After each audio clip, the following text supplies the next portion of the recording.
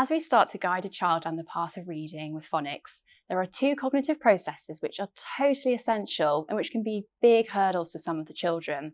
These processes are segmenting the sounds in a word and blending individual sounds into words. If a child struggles with those two tasks, their progress with phonics is doomed to certain failure.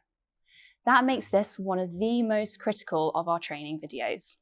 So let's imagine we have a child in the class with a bit of auditory processing weakness who we know is going to find this hard. What are we going to do? We want to make segmenting and blending easier so that they can steadily build confidence and become a good reader. Let's start with segmenting. Segmenting is the process of splitting a word into individual phonemes. For instance, the word cats segments into k, a, s, s.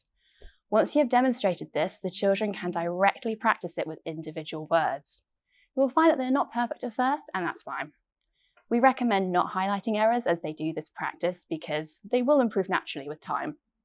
If you do see a child in the class making more mistakes than average, you should help them with a week of stage 1 of the Aboard Phonics Plus intervention program so they can keep up with their peers.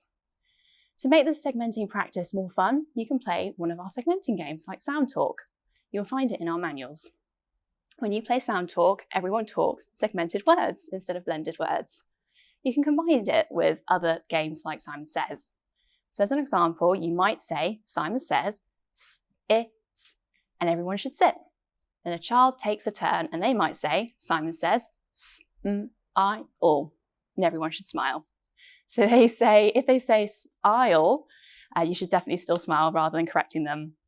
We recommend that you take turns alternating with the children so that they keep hearing you demonstrating how to do it perfectly.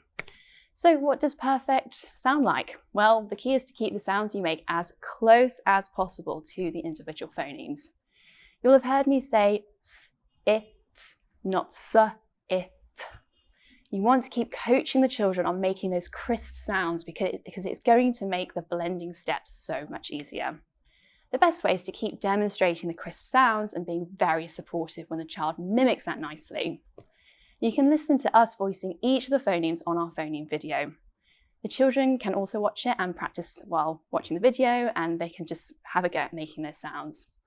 Once the children are good at segmenting, we can use that skill to make blending easy to crack too.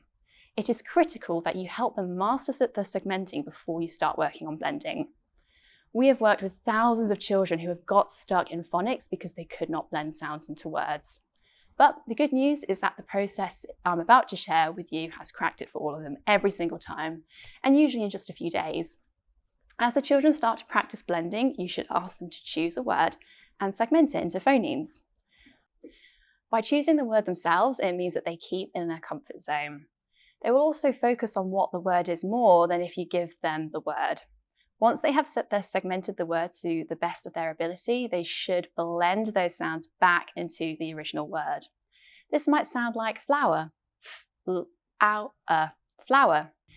When they get each word right, it should be a moment of celebration for everyone because that will help solidify this new neural process for them. And that is it, simple but effective. Of course, they know what the original word is, and so the blending task is made relatively easy.